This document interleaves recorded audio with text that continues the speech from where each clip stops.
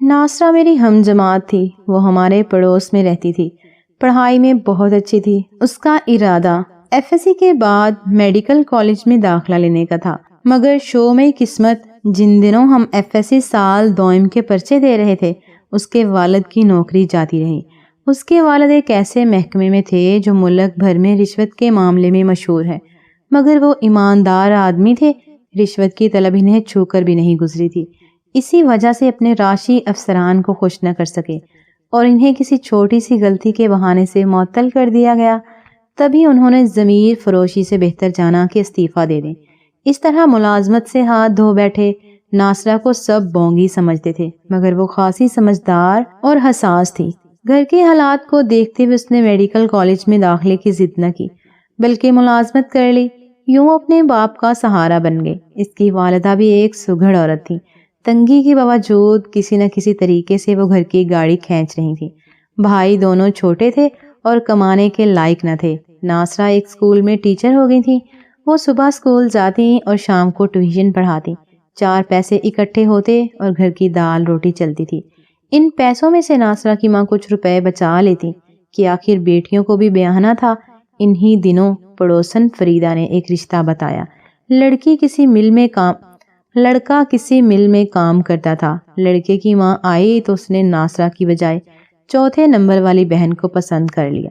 عقل مندی کا ثبوت دیتے ہوئے ناصرہ نے ماں پر دباؤ ڈال کر اپنی بہن کی شادی اس لڑکے سے کروا دی، جو تھوڑی بہت جمع پونجی تھی۔ شادی پر خرچ کر کے وہ لوگ پھر سے خالی ہاتھ ہو گئے۔ میری دوست ناصرہ ایک بار پھر مشین کی طرح کام کرنے لگی۔ اسی دوران اس نے کچھ روپے اکٹھے کیے اور اپنے اسکول کے کلرک سے اپنی 5ویں نمبر والی بہن کو بیاہ کر والدین کا ایک اور بوجھ ہلکا کر دیا۔ بہن کی شادی کے بعد جب وہ اسکول گئی تو اس نے سنا کہ اس کو ساتھی ٹیچر اپنی عمر رسیدہ ماموں کے لیے رشتہ تلاش کر رہے ہیں۔ ایسی بیوہ یا بانج عورت کا رشتہ جو اس کے ماموں کی تنہائی دور کر سکے اور زندگی کے باقی ماندہ سفر میں اس کا ساتھ دے سکے، دکھ سکھ میں اس کا دھیان رکھے۔ یہ بات کچھ دنوں تو اسٹاف روم میں گردش کرتی رہی، پھر آئی گئی ہوگی، لیکن ناصرہ نے اس بات کو نہ بھلایا۔ وہ اس شخص کے بارے میں سوچتی رہی جس کی جیون ساتھی اسے عمر میں تنہا کر گئی تھی، اور بچے بھی سب شادی شدہ ہو کر سب اپنے اپنے گھروں کے ہو گئے تھے۔ ایک دن اس نے اپنی ساتھی ٹیچر عائزہ کو گھر بلایا اور اس سے اس کے ماموں کے رشتے کے بارے میں دریافت کیا۔ عائزہ نے تفصیل سے بتایا کہ ماموں رشید صاحب کی عمر 50 سال کے قریب ہے، تاہم وہ اپنی عمر سے کم نظر آتے ہیں کیونکہ صحت اچھی ہے۔ عائزہ کے یہ ماموں کئی مربع اراضی کے مالک تھے، ان کی 2 فیکٹریاں بھی چل رہی تھیں، مالدار تھے، کسی شے کی کمی نہ تھی۔ کمی تھی تو صرف یہی کہ ان کے ذاتی کام اور ان کی دیکھ بھال کا اصل جیون ساتھی نہ رہا تھا۔ اگلے دن عائزہ کے ماموں اس کو لینے آئے تو نجمہ نے گیٹ سے ایک نظر دیکھا۔ وہ اونچے، لمبے، خوبصورت، خاصے سمارٹ اور چاقو چوبند نظر آ رہے تھے۔ ناصرہ نے سوچا اگر میں اس آدمی سے شادی کر لوں تو گھر کے بہت سے مسائل حل ہو سکتے ہیں۔ اگلے دن اس نے عائزہ سے کہا کہ میں تمہارے ماموں سے شادی کرنے کو تیار ہوں، تم رشتہ کروا دو۔ یہ سن کر وہ لڑکی پریشان ہو گئی، بولی تم ہوش میں ہو؟ اتنی زیادہ عمر کے آدمی سے شادی کرو گی؟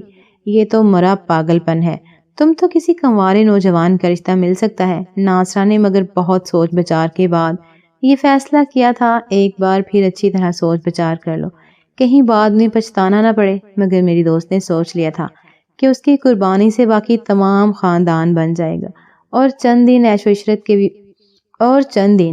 عشرت کی وہ بھی دیکھ لے گی، پھر سکون سے جی سکے گی۔ عائزہ اسے سمجھاتی رہی کہ ابھی تو عیش ہوں گی مگر بعد میں اس کے لیے تکالیف پیدا ہو سکتی ہیں، اس لیے اپنی جوانی کو داؤ پر لگانا عقل مندی نہیں ہے۔ ناصرہ نے یہ کہہ کر اسے خاموش کر دیا کہ اب بھی تو اس کی زندگی کو گھن لگا ہوا ہے، اب کون سا سکھ ہے، کم سے کم اس طرح نہ صرف اس کا خاندان سنور جائے گا بلکہ کچھ دن آرام کے وہ بھی دیکھ لے گی، بے فکری سے ہنس بول سکے گی۔ عائزہ نے ناصرہ کو اپنے ماموں کا بتا دیا اور کہا کہ وہ خود یا اپنے گھر والوں کے ذریعے ان سے رابطہ کر لے، وہ یہ رشتہ اپنے ہاتھوں سے نہیں کروائے گی۔ سچ ہے، غریبی اور لاچاری کبھی کبھی کتنا بے دوست پا کر دیتی ہے کہ انسان نہ چاہتے ہوئے بھی کیا کچھ کرنے پر مجبور ہو جاتا ہے، اور جب وہی مجبور عزت کی زندگی جینے کی خاطر کسی کے دامن میں پناہ لیتی ہے تو دنیا کیسے کیسے نشتر نہیں لگاتی۔ بہرحال ناصرہ نے رشید صاحب سے خود ملاقات کی اور شادی کی پیشکش کی۔ رشید صاحب بھی سوچ میں پڑ گئے۔ اچھی طرح سوچ لو، بعد میں کہیں تم کو پچھتانا نہ پڑے۔ میں نے اچھی طرح سوچ لیا ہے، ناصرہ نے جواب دیا۔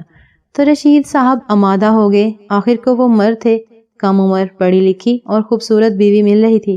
ان کو کیا تھا، وہ تو بیوہ یا طلاق یافتہ ڈھونڈ رہے تھے۔ ادھر جوان اور کنواری لڑکی کا رشتہ بن مانگے مل گیا تھا، لیکن ناصرہ نے اپنی کچھ شرائط بھی پیش کر دی جن کو انہوں نے بلا چونک مان لیا۔ شرائط کے مطابق رشید صاحب نے 3 ماہ کے اندر اندر اس کے بہنوئی کو کپڑے کا کاروبار کرا دیا اور رقم قرضہ حسنہ کے طور پر دی۔ پھر دوسرے بہنوئی کو ورکشاپ کھول کر دی اور 3 لاکھ روپے سے شادی کے خرچے کے بعد دیے، جو اس نے اپنے والد کے نام بینک میں جمع کرا دیے۔ رشید صاحب نے اس کے بعد اپنے سماجی مقام کے مطابق ناصرہ کی دونوں بہنوں کی شادیاں کروا دی، رشتے بھی اپنے حلقہ احباب سے تلاش کیے۔ آخر میں انہوں نے اس کے والد کو ایک پختہ مکان لے کر دیا۔ یوں اس لڑکی نے اپنی زندگی کا نفع بخش سودا اپنے عمر رسیدہ خاوند سے کیا، لیکن اپنے گھر والوں کے سکھ اور آرام کے عوض اس نے رشید صاحب کے ساتھ عمر بھر کی وفاداری بنانے کی قسم جو کھائی اس کو نبھا بھی دیا۔ سسرال میں تو میری سہیلی کو شروع میں کوئی پذیرائی نہ ملی۔ رشید صاحب کی بہوؤں نے اپنے خامدوں اور نندوں کے ساتھ مل کر ناصرہ سے اچھوت کاسا برتاؤ کیا۔ ان کے بچوں کے لیے تو گویا وہ ایک ایسا تختہ مشق تھیں کہ کوئی بھی لمحہ زہریلا نشتر چھونے سے گریز نہ کرتے تھے۔ ادھر ناصرہ کی ایک چپ اور خاموشی تھی۔ سرخ و سفید رنگت کی مالک ناصرہ 5-6 ماہ میں ہی کملا کر گئی تھی۔ ہر کوئی سے گھٹیا، لالچی اور ذلیل کہتا تھا۔ خاندان والوں کے سامنے سے خوب بڑھا چڑھا کر بے عزت کیا جاتا تھا۔ ایک بوڑھے سے عشق لڑا کر شادی کر کے آئی ہے اور اب اپنے میکے کی تجوریاں بھر رہی ہے۔ رشید صاحب نے اپنے خاندان کے اس رویے کو محسوس کیا کہ اس کی اولاد ہر لمحہ ان کی بیوی کو بے عزت کر رہی ہے۔ ادھر ناصرہ تھی کہ ایک لفظ بھی شکایت کا اپنی زبان پر نہ لاتی تھی اور نہ ہی ماتھے پر ناگواری کی شکن ابھرتی تھی، کیونکہ ایسے ہی سلوک کی اس کو توقع تھی۔ اپنے شوہر کی وہ بے حد تابع دار تھی۔ جب بھی رشید صاحب آتے اس کے ہونٹوں پر مدھر مسکان ہوتی۔ اس نے اپنے شوہر کی خدمت میں کوئی کسر نہیں رکھی تھی۔ پھر رشید صاحب کیوں کر ناصرہ کو برا کہتے یا اس سے ناانصافی کرتے؟ اس نے شوہر سے کوئی دھوکہ نہیں کیا تھا، ہر بات شادی سے پہلے طے کی تھی۔ ان دنوں تو وہ بڑی خوش تھی جب ان کی خدمت اور اطاعت کو دیکھتے ہوئے شوہر نے اس کو ایک پوش علاقے میں بڑا سا خوبصورت گھر سجا سنورا تحفے میں دیا اور خود بھی اس کے ساتھ وہیں شفٹ ہو گئے۔ گھر سے جاتے ہوئے وہ اپنے ستیلے بیٹوں، بیٹیوں، بہوؤں اور پوتے پوتیوں سے اچھی طرح ملی، لیکن کسی نے اس کو گرم جوشی سے گلے نہ لگایا، یا پھر بھی اس نے مسکرا کر سب کو خدا حافظ کہا اور ڈھیٹ کا لقب سن کر وہ اپنے نئے گھر میں آ گئی۔ یہاں آ کر اسے ایسے لگا جیسے وہ جنت میں آ گئی ہو۔ اس نے سکھ کا سانس لیا۔ ان دنوں ہی اس نے ایک چاند سے بیٹے کو جنم دیا۔ میکے والے اسے اور رشید صاحب کو مبارکباد دینے آ گئے، مگر سسرال سے کوئی نہ آیا۔ رشید صاحب نے البتہ دوستوں کو دعوت کھلائی، بیوی کو قیمتی تحائف دیے اور بچے کا نام مہتاب رکھا۔ یوں ناصرہ بھی تمام خلوتیں بھول کر بچے کی پرورش میں لگ گئی، مگر اسے یہی فکر کھائی جاتی تھی کہ اگر رشید صاحب کو کچھ ہو گیا تو اسے اور اس کے بچوں کو دیکھنے والا کون ہوگا۔ اس بات کا ذکر اس نے رشید صاحب سے کیا تو شوہر نے اسے تسلی دی کہ گھر والوں کا رویہ اور اپنی عمر دیکھتے ہوئے نہ صرف یہ گھر بلکہ ایک فیکٹری اور خاصی رقم بھی ناصرہ کے نام بینک میں جمع کروا دی، بلکہ تمام زیورات کے حقدار بھی اس کو بنا رہا ہے۔ ان دنوں وہ مجھ سے ملنے آئی تو میں نے اسے مشورہ دیا کہ تم اسکول کھول لو تاکہ تمہاری آمدنی میں اضافہ ہوتا رہے۔ اس نے میری رائے سے اتفاق کیا اور ایک پرائیویٹ اسکول کھول لیا۔ اس کی محنت رنگ لائی اور اللہ تعالیٰ کے فضل و کرم سے اس کا اسکول دن دگنی رات چگنی ترقی کرنے لگا۔ اسی عرصے میں پھر اس کے یہاں ایک بیٹے اور بیٹی کی پیدائش ہوئی۔ اب وہ 3 بچوں کی ماں بن چکی تھی۔ اسی دوران اس کی ایک اور بہن کی بھی شادی ہوگی۔ ایک بھائی ڈاکٹری پڑھ رہا تھا، دوسرا بینک میں ملازم ہو چکا تھا۔ میکے کے حالات سدھر چکے تھے، ادھر چین تھا تو ادھر ناصرہ بھی چین میں تھی۔ مہتاب اب 10 برس کا ہونے کو تھا، چھوٹا لڑکا 8 اور بیٹی 6 سال کی تھی کہ ایک رات اچانک رشید صاحب کو دل کا دورہ پڑا۔ وہ ناصرہ اور بچوں کو چھوڑ کر اپنے خالق حقیقی سے جا ملے۔ ایسے نازک موقع پر سسرال والوں نے طرح طرح کی باتیں کیں اور رشید صاحب کے چلیسے سے قبل اسے ستیلے بیٹوں کی طرف سے نوٹس مل گیا کہ اس جائیداد میں صرف ناصرہ اور اس کے بچوں کا کوئی حصہ نہیں اور مکان بھی ان کو خالی کرنا ہوگا۔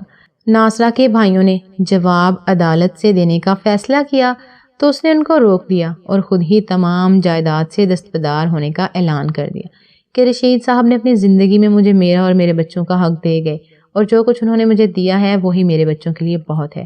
یوں سسرال والے بھی سرد پڑ گئے کہ ناصرہ نے ہر بات ان کے حق میں کہی تھی۔ یوں اس کا سسرال ہمیشہ کے لیے اس سے دور ہو گیا۔ مکان کا مطالبہ بھی نہ کیا۔ وقت کا پہیہ تیزی سے چلتا رہا۔ بچے بڑے ہو گئے، انہوں نے تعلیم مکمل کی تو اعلیٰ تعلیم کے لیے بیرون ملک چلے گئے، کیونکہ زرعی اراضی میں سے وراثت از خود ان کو مل گئی تھی۔ یوں اس کی فراست اور کچھ تقدیر کی دولت بیوی اس پر مہربان ہوتی گئی۔